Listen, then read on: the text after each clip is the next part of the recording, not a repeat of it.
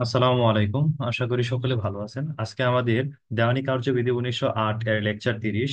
আজকের লেকচারে আমরা আলোচনা করব কিছু স্পেশাল সুটস নিয়ে, মানে বিশেষ ক্ষেত্রে মোকদ্দমার যে বিষয়গুলো আছে সেগুলো নিয়ে।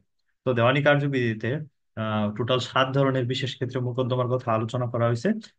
তার মধ্যে প্রথমে হচ্ছে সরকার বা সরকারি কর্মচারী কর্তৃক মোকদ্দমা বা তাদের বিরুদ্ধে মোকদ্দমা, যেটা ধারা 79, 80 এবং 81-তে আলোচনা করা হয়েছে, এবং এর সাথে ধারা 27টা মিলিয়ে পড়তে হয়। এবং আরেকটা 2 নম্বর পয়েন্ট হচ্ছে সংস্থা কর্তৃক বা সংস্থার বিরুদ্ধে মোকদ্দমা, সেটা হচ্ছে আদেশ 29-এ আছে। এবং তারপরে আছে হচ্ছে বিদেশি রাষ্ট্র বা বিদেশি নাগরিক কর্তৃক মোকদ্দমা, সেটাও একটা স্পেশাল সুটস। সেটা হচ্ছে করতে হয় ধারা 83, 84, 85, 86 ও 87 অনুযায়ী। তারপর আছে হচ্ছে শাসনতান্ত্রিক আইনের ব্যাখ্যা সম্পর্কে কোনো প্রশ্ন জড়িত মোকদ্দমা, এটা হচ্ছে আদেশ 27-এর পথে আছে। তারপর আছে আদেশ 32। আদেশ 32টা খুবই গুরুত্বপূর্ণ, নাবালক বা বিকৃত মস্তিষ্ক ব্যক্তি কর্তৃক বা তার বিরুদ্ধে মোকদ্দমা। তারপর আছে হচ্ছে আদেশ 33। আদেশ 33 হচ্ছে নিঃস্ব ব্যক্তি কর্তৃক মামলা বা মোকদ্দমা।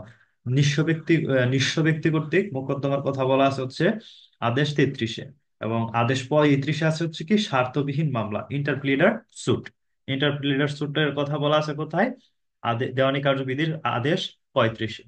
এই যে এখানে 7টা বিষয় আছে, এই 7টা বিষয় হচ্ছে বিশেষ ক্ষেত্রে মোকদ্দমা বা স্পেশাল সুটস। হ্যাঁ। তো আজকের লেকচারে আমরা দেখবো হচ্ছে আহ, সরকার বা সরকারি কর্মচারী কর্তৃক মোকদ্দমা বা তাদের বিরুদ্ধে মোকদ্দমা, যেটা দেওয়ানি কার্যবিধির ধারা 79, 80 এবং 81-তে আলোচনা করা হয়েছে, এবং এর সাথে আদেশ 27টা মিলিয়ে আমরা করব। তো দেওয়ানি কার্যবিধির আহ, ধারা 69 থেকে ধারা 79 থেকে 81 এবং 27 আদেশে সরকার বা সরকারি কর্মচারী কর্তৃক মোকদ্দমা বা তাদের বিরুদ্ধে মোকদ্দমা সংক্রান্ত বিধান আলোচনা করা হয়েছে, এটা আমরা আগেই দেখলাম। এখন দেখবো ধারা 79-তে আসলে কি বলছে। ধারা 79-তে বলছে যে দেওয়ানি কার্যবিধির 79 ধারা ও বাংলাদেশ সংবিধানের 146 অনুচ্ছেদ অনুসারে বাংলাদেশ নামে বাংলাদেশ সরকার মামলা করতে পারে বা বাংলাদেশ সরকারের বিরুদ্ধে আহ, মামলা বা মোকদ্দমা দায়ের করা যায়। দেওয়ানি কার্যবিধির 79 ধারা এবং বাংলাদেশের সংবিধানের 146 অনুচ্ছেদ অনুসারে বাংলাদেশ নামে বাংলাদেশ নামে বাংলাদেশের সরকার মামলা করতে পারে বা বাংলাদেশের সরকারের বিরুদ্ধে হচ্ছে মামলা বা মোকদ্দমা দায়ের করা যায়। সরকার কর্তৃক মোকদ্দমার ক্ষেত্রে বাদী হিসেবে প্রকৃত পক্ষের নাম হবে বাংলাদেশ, এবং সরকারের বিরুদ্ধে মোকদ্দমার ক্ষেত্রে বিবাদী হিসেবে প্রকৃত পক্ষের নাম হবে বা কর্তৃপক্ষের নাম হবে হচ্ছে বাংলাদেশ। সরি, এখানে কর্তৃপক্ষ উচ্চারণটা হবে যে সরকার কর্তৃক মোকদ্দমার ক্ষেত্রে বাদী হিসেবে কর্তৃপক্ষের নাম হবে বাংলাদেশ, এবং সরকারের বিরুদ্ধে মোকদ্দমার ক্ষেত্রে বিবাদী হিসেবে কর্তৃপক্ষের নাম হবে বাংলাদেশ। অর্থাৎ সরকার কর্তৃক মোকদ্দমার ক্ষেত্রে বাদী হিসেবে বাংলাদেশ, এবং সরকারের বিরুদ্ধে মোকদ্দমার ক্ষেত্রে বিবাদী হিসেবে বাংলাদেশ নামে ব্যবহার করা হবে, বাংলাদেশ নামটা ব্যবহার করা হবে। ধারা 80-তে বলছে কি নোটিশ প্রদান। ধারা 80-তে বলছে সরকারের বিরুদ্ধে মোকদ্দমা দায়ের করতে হলে রেলওয়ে বিষয়ে রেলওয়ে বিষয় কিংবা রেলওয়ে বিষয় সংক্রান্ত মামলা ছাড়া অন্যান্য অন্যান্য মামলার ক্ষেত্রে সরকারের সচিব বা জেলা কালেক্টর বরাবর, এবং রেলওয়ে বিষয় সংক্রান্ত মামলার ক্ষেত্রে রেলওয়ে জেনারেল ম্যানেজার বরাবর মোকদ্দমা দায়েরের 2 মাস পূর্বে নোটিশ পাঠাতে হবে। 2 মাস পূর্বে হচ্ছে কি নোটিশটা পাঠাতে হবে সরকারের বিরুদ্ধে মোকদ্দমা ক্ষেত্রে। অন্যান্য ক্ষেত্রে হচ্ছে জেলা কালেক্টর বা সচিবের ক্ষেত্রে, আর হচ্ছে রেলওয়ে কর্তৃপক্ষের ক্ষেত্রে হচ্ছে রেলওয়ে জেনারেল ম্যানেজার বরাবর সরকারের বিরুদ্ধে মোকদ্দমা বা মামলা করতে গেলে হচ্ছে 2 মাস পূর্বে নোটিশ পাঠাতে হবে। 2 নম্বর পয়েন্টে বলছে নোটিশ প্রদানের 2 মাস পর সরকারের বিরুদ্ধে মোকদ্দমা দায়ের করতে হবে। তবে বাদী পক্ষ কোনো প্রকার লিখিত বিজ্ঞপ্তি ছাড়া সরকারের বিরুদ্ধে মোকদ্দমা দায়ের করলে আদালত সরকারকে লিখিত বিবৃতি পেশ করতে সর্বনিম্ন 3 মাস সময় দিবে। যদি নোটিশ দিয়ে দেয় তবে তো 2 মাসের মধ্যে নোটিশ দিবে, তখন জেনারেল নিয়মে হচ্ছে রিটেন স্টেটমেন্ট দিতে আসবে। কিন্তু যদি নোটিশ ছাড়া হচ্ছে কোনো বিজ্ঞপ্তি ছাড়া যদি বাদী হচ্ছে সরকারের বিরুদ্ধে মোকদ্দমা দায়ের করে দেয়, সেই ক্ষেত্রে আহ, সরকারের পক্ষ যিনি আছে বাংলাদেশ, সেই পক্ষ হচ্ছে রিটেন স্টেটমেন্ট জারি করার জন্য বা প্রদান করার জন্য 3 মাস সময় পাবে।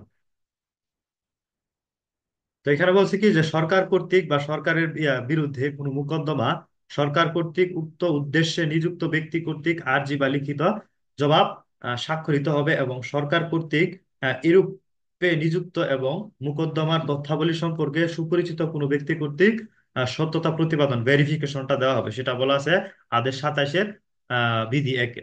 আদেশ 27-এর বিধি একে বলছে কি, যে সরকার কর্তৃক বা বিরুদ্ধে কোনো মোকদ্দমা সরকার কর্তৃক উক্ত উদ্দেশ্যে নিযুক্ত ব্যক্তি কর্তৃক আর্জি বা লিখিত জবাব স্বাক্ষরিত হবে, এবং সরকার কর্তৃক এরূপ নিযুক্ত এবং মোকদ্দমার তথ্যাবলী সম্পর্কে সুপরিচিত কোনো ব্যক্তি কর্তৃক সত্যতা প্রতিপাদন করা হবে বা ভেরিফিকেশনটা করতে হবে। আরজি এবং রিটেন স্টেটমেন্টে যে ভেরিফিকেশনটা দেয়, সেই ভেরিফিকেশনটা সরকার কর্তৃক নিযুক্ত যে ব্যক্তি আছে সে দিয়ে দিবে। এখন দেখবো হচ্ছে আদেশ 32। আদেশ 32-এ বলা আছে কি, যে নাবালক এবং বিকৃত মস্তিষ্ক ব্যক্তি কর্তৃক কিংবা তাদের বিরুদ্ধে মোকদ্দমা। দেওয়ানি কার্যবিধির 32 আদেশে নাবালক এবং বিকৃত মস্তিষ্ক ব্যক্তি সম্পন্ন ব্যক্তি কিভাবে মামলা করবে বা তার পক্ষে কিভাবে মামলা দায়ের করা যায়, সে বিষয় নিয়ে আলোচনা করেছে এখানে। মামলা আর মোকদ্দমা বিষয়টা আসলে এই বইটাতে একটা কনফিউজিং বিষয় বানিয়ে ফেলছে। মামলা যে কথা, মোকদ্দমা একই কথা, কিন্তু দেওয়ানি কার্যবিধির ক্ষেত্রে মোকদ্দমা শব্দটা ব্যবহার করা হবে। হ্যাঁ, আপনারা যেসব জায়গায় দেওয়ানি কার্যবিধিতে মামলা শব্দটা পাবেন, সেখানে মোকদ্দমা ধরে নেবেন। যে দেওয়ানি কার্যবিধির 32 আদেশের আহ, দেওয়ানি কার্যবিধির 32 আদেশে নাবালক এবং বিকৃত মস্তিষ্ক সম্পন্ন ব্যক্তি কিভাবে মোকদ্দমা করবে বা তার পক্ষে কিভাবে মোকদ্দমা দায়ের করা যাবে তা নিয়ে আলোচনা করা হয়েছে। নাবালক কর্তৃক প্রত্যেক মামলা বা মোকদ্দমা তার নামে আসন্ন বন্ধু নেক্সট ফ্রেন্ড যে আছে কর্তৃক দায়ের করতে হবে। সে নিজে দায়ের করতে হবে না, তার যে আসন্ন বন্ধু নেক্সট ফ্রেন্ড আছে, তার আত্মীয় স্বজন, তারা হচ্ছে তার পক্ষ হয়ে মোকদ্দমাটা দায়ের করে দিবে। যদি বিবাদী নাবালক হয়, তাহলে উপযুক্ত কোনো ব্যক্তিকে আদালত বিবাদীর অভিভাবক হিসেবে নিয়োগ দিতে পারে। হ্যাঁ, গার্ডিয়ান হিসেবে নিয়োগ দিতে পারে উপযুক্ত কোনো ব্যক্তিকে।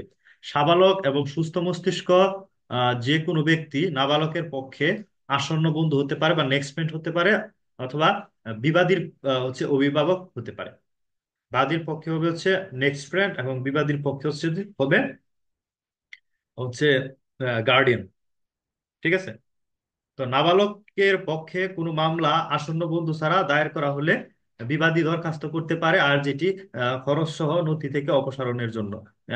32 আদেশের 2 বিধিতে বলছে কি, যদি নাবালকের পক্ষে মামলা বা মোকদ্দমা আসন্ন বন্ধু ছাড়া বা নেক্সট ফ্রেন্ড ছাড়া নাবালক নিজে দায়ের করে, সেক্ষেত্রে বিবাদী যদি দরখাস্ত করে আদালতে যে আর্জিটি খরচ সহ নথি থেকে অপসারণের জন্য, সেই ক্ষেত্রে আদালত তার এই নোটিশটা বা তার এই দরখাস্তটা গ্রহণ করতে পারে।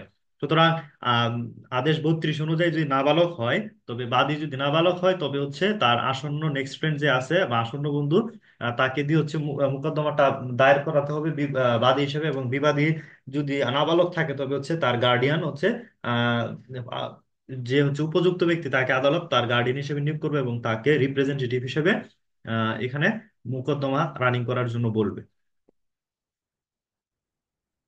আজকের আলোচনা এতটুকুই। আমরা নেক্সট ক্লাসে দেখবো হচ্ছে আহ, আদেশ 33, যেখানে বলা আছে হচ্ছে নিঃস্ব ব্যক্তি কর্তৃক মামলা, এই বিষয়টা আলোচনা করবো। সে পর্যন্ত ভালো থাকবেন, ধন্যবাদ সবাইকে।